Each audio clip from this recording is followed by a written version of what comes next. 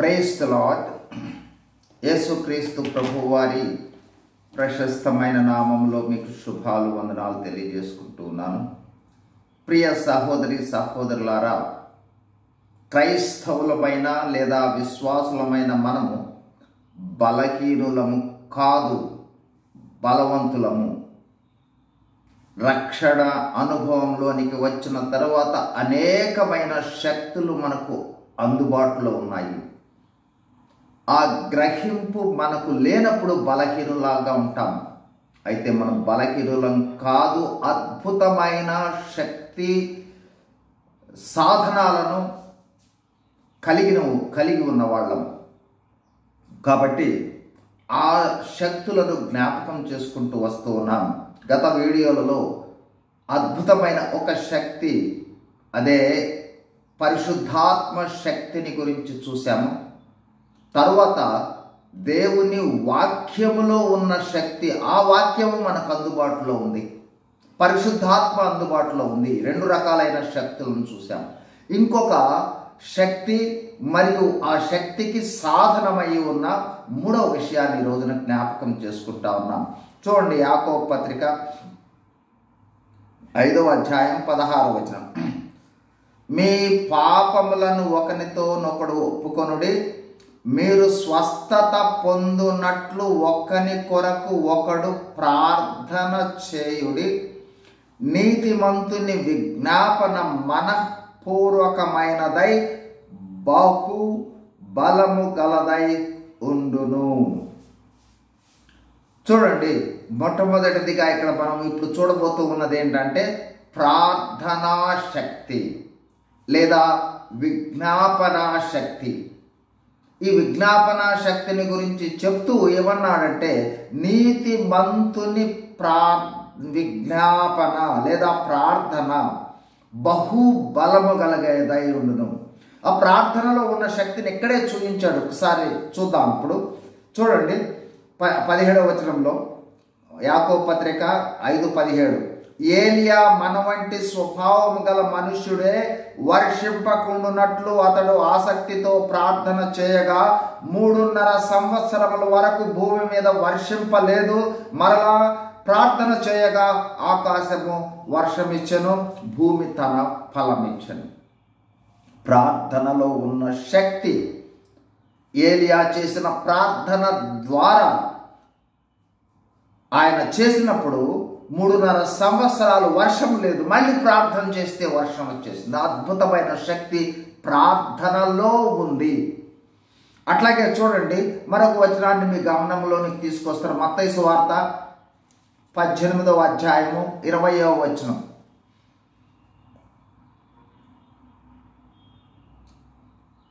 18:20 మత్తయి సువార్త. ఏలైనగా 2-3 నా నామమున ఎక్కడ కూడి ఉందరో అక్కడ నేను వారి మధ్యన ఉందునని చెప్పాను. ఇక్కడ ప్రార్థనను గురించి చెబుతూ చివరిలో చెప్పిన మాట, ఎక్కడ 2-3 ప్రార్థన కొరకై కూడి ఉంటారో ఆ ప్రదేశానికి దేవునిని తీసుకొని వస్తుంది ప్రార్థన. కాబట్టి ప్రార్థనలో దేవునిని మన మధ్యకు తీసుకుని వచ్చే శక్తి ఉంది అనే విషయాన్ని గ్రహించాలి. ఆ ప్రార్థన అనే ఆయుధాన్ని దేవుడు మనకు అందుబాటులో ఉంచాడనే విషయాన్ని కూడా గ్రహించవలసి ఉంది. అట్లాగే చూడండి, మరొక విషయాన్ని చూపిస్తాను. మార్కు సువార్త 9వ అధ్యాయము 29వ వచనం.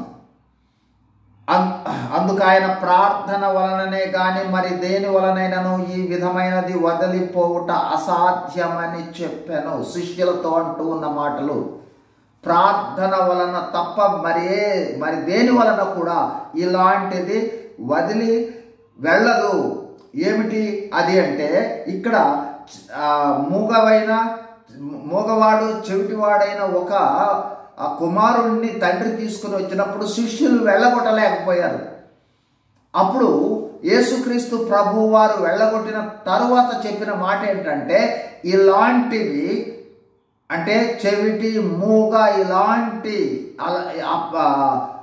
ఇలాంటి లోపాలు లేదా అవసరమైతే దయ్యాలు, ఈ లోపాలకు కారణం ఇక్కడ దయ్యాలను వెళ్ళగొట్టడానికి కలిగిన శక్తి ప్రార్థనలో ఉంది.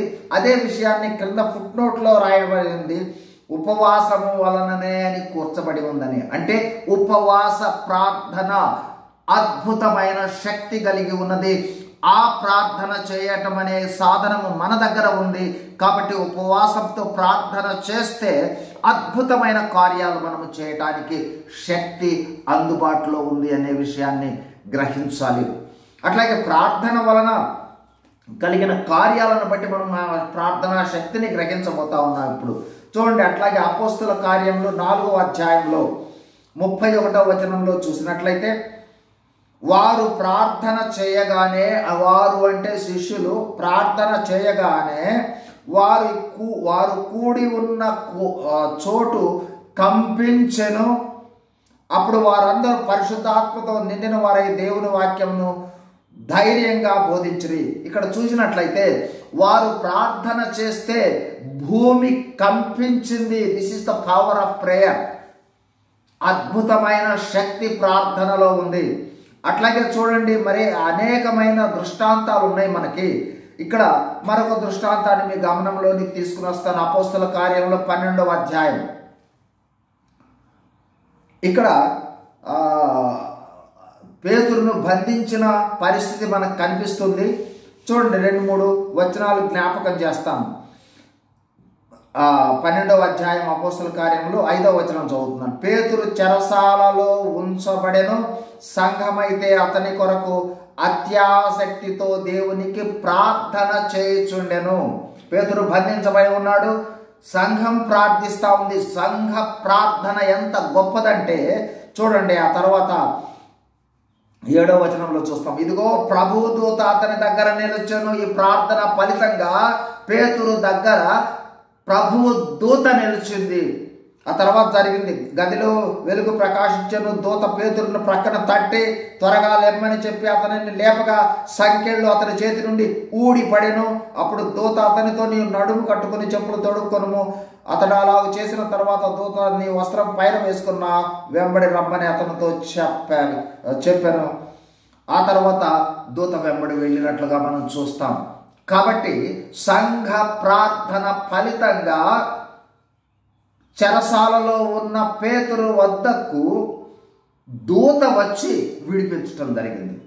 అక్కడ గమనించినట్లయితే ఆ చెరసాలకు సంబంధించిన తలుపులు వాటికవే, తాళాలు వాటికవే ఊడిపోయినాయి. కాబట్టి అంత అద్భుతమైన శక్తి ప్రార్థనలో ఉంది. ఆ ప్రార్థనా శక్తి మన వద్దనే ఉంది.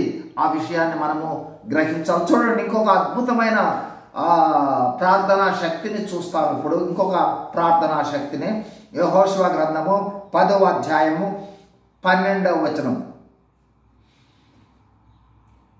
యెహోవా ఇశ్రాయేలు ఎదుట అమోరీయులను అప్పగించిన దినమున ఇశ్రాయేలు వినుచుండగా యెహోషువ యెహోవాకు ఈ ప్రార్థన చేసెను. సూర్యుడా, నీవు గిబియోనులో నిలువుము. చంద్రుడా, నీవు అయ్యాలోను లోయలో నిలువుము. జనులు తమ శత్రువుల మీద పగ తీర్చుకొనుడు వరకు సూర్యుడు నిలచెను, చంద్రుడు ఆగెను. This is the power of prayer. యెహోషువ ప్రార్థిస్తే సూర్యుడు ఆగిపోయాడు, చంద్రుడు ఆగిపోయాడు. కాబట్టి అంత అద్భుతమైన శక్తి కలిగిన ప్రార్థన. అంతేకాదు సుమా, నీవు నేను ప్రార్థన చేసినట్లయితే అనేక కఠిన హృదయాలు మార్చబడి అనేకులు రక్షణలోనికి వచ్చి అనేకులు దేవుని యొక్క రాజ్యంలోనికి ప్రవేశించి అనేకులు నిత్య స్వాస్థ్యాన్ని పొందుకున్నట్లుగా మన ప్రార్థన అనేకుల హృదయాలను మార్చగలిగిన శక్తి కలిగిన ప్రార్థన. అందుకోసమే ఈ లోకంలో విజ్ఞాపన ప్రార్థన చేసిన ప్రతి ఒక్కరు కూడా రాకడలో మధ్య ఆకాశంలో క్రీస్తు న్యాయపీఠము ఎదుట ఉండి బహుమానాలు పొందు వారిలో ఈ విజ్ఞాపన చేసిన ప్రార్థనల ద్వారా పొందిన రకరకాలైన మేళ్ళు, ఆశీర్వాదాలు, దీవెనలు, రక్షణ వీళ్ళందరిని బట్టి వాళ్ళు అక్కడ బహుమానాలు పొందేవాళ్ళుగా ఉండటం జరుగుతుంది. అక్కడ కనిపిస్తుంది ఈ లోకంలో మనం చేసిన ప్రార్థన యొక్క ప్రతిఫలం. అక్కడ కనిపిస్తుంది మనం ఈ లోకంలో చేసిన ప్రార్థనల వల్ల ప్రత్యక్షంగా మనం ఎక్కడ చూడకపోయినా కూడా ఎన్నో ప్రదేశాలలో అద్భుతాలు జరిగి ఉంటాయి మన ప్రార్థన ద్వారా. కాబట్టి వాటన్నిటిని కూడా ఆ మధ్య ఆకాశంలో, పరలోకంలో దేవుని ద్వారా బహుమానములు పొందుకునే అనుభవంలో ఉంటాయి. కాబట్టి ఆ అద్భుతమైన ప్రార్థనా శక్తి కలిగి ఉన్నవా మనము ఆ అద్భుతమైన ప్రార్థనా శక్తి ద్వారా శక్తులను విడుదల చేసి దేవుని మందిర వృద్ధి కోసం, రాజ్య విస్తరణ కోసము ప్రార్థించే వాళ్ళంగా ఉండాలి. ఆ విధమైన శక్తి కలిగిన మనము శక్తి కలిగిన వాళ్ళం. కాబట్టి ఇప్పుడు జ్ఞాపకం చేస్తూ ఉన్న విషయము, మరి మనం ఇంత శక్తి కలిగిన ప్రార్థన ఏ విధంగా చేయాలి అనే విషయంలోనికి వచ్చినప్పటికీ ఇంత ప్రారంభంలో చదువుకున్న ఏలియాను గురించి, నీతిమంతుని ప్రార్థన బహు బలము గలదై. కాబట్టి నీతిమంతుని ప్రార్థన యాకోబు 5:17లో రాయబడిన విధంగా, 5:16లో రాయబడిన విధంగా నీతిమంతుని ప్రార్థన, 17లోనేమో ఆయన చేసిన ప్రార్థన రాయబడింది.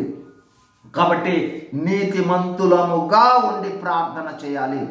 అట్లాగే లూకా 18:1లో చెప్పినట్లుగా విసుగక ప్రార్థన చేయాలి. రోమా 12:17లో చెప్పినట్లుగా పట్టుదలతో ప్రార్థన చేయాలి. తెస్సలోనికైలకు రాసిన పత్రిక 5:15లో చెప్పినట్లుగా ఎడతెగక ప్రార్థన చేయాలి. ఎఫెసీ 6:18లో చెప్పినట్లుగా ఆత్మతో ప్రార్థన చేయాలి. యాకోబు పత్రిక 1:6లో చెప్పినట్లుగా సందేహించకుండా ప్రార్థన చేయాలి. మొదటి యోహాను పత్రిక 3:22లో చెప్పినట్లుగా ఆజ్ఞలను పాటిస్తూ ప్రార్థన చేయాలి. అట్లాగే మొదటి యోహాను 5:14లో చెప్పిన విధంగా ఆయన చిత్తానుసారముగా మనము ప్రార్థన చేసినట్లయితే, మరి ప్రాముఖ్యంగా యేసుక్రీస్తు ప్రభువారు చెప్పిన విధంగా విజ్ఞాపన ప్రార్థన అనుభవంలో ఉన్నట్లయితే శక్తివంతమైన కార్యాలు మనము చేయగలము. అందుకోసమే దేవుడు మనల్ని ఏర్పాటు చేసుకున్నది. కాబట్టి మనము బలహీనులం కాదు సుమా, బలవంతులం, శక్తివంతులం, అద్భుతాలు చేసేవాళ్ళం, భూమిని తలకిందులు చేయవారు అని చూసాం. ఆ జాబితాలో ఉన్నవారమే మనము. కాబట్టి ఆ విధమైన శక్తివంతమైన జీవితాన్ని కలిగి శక్తివంతమైన కార్యాలను చేసి శక్తివంతమైన ఆ దేవుని మహిమ కొరకై ఈ లోకంలో జీవిద్దాం. దేవుడు మిమ్మల్ని దీవించును గాక. ప్రార్థన చేసుకుందాం. పరిశుద్ధమైన మా ప్రియ పరలోకపు తండ్రి, యేసుక్రీస్తు ప్రభువారి శ్రేష్టమైన ఘనమైన నామములో స్తోత్రాలు, వందనాలు. ప్రభువా, మేము బలహీనం కాదు, శక్తివంతులమని మీరు మాకు అందుబాటులో ఉంచిన ప్రతి శక్తిని జ్ఞాపకం చేసుకోవడానికి సహాయం చేస్తూ ఉన్నారు. అందుని బట్టి స్తుతిస్తూ దేవా, సమయంలో మమ్మల్ని అందరినీ కూడా జ్ఞాపకం చేసుకుని మా ప్రతి అవసరత మీ ఘననామంలో తీర్చి మీరే మహిమ పొందే దేవుడు అని స్తుతిస్తూ యేసు ప్రభువారి నామంలోనే వందనములు చెల్లిస్తూ వేడుకొంచున్నాము తండ్రి. Amen. Praise the Lord. God bless you.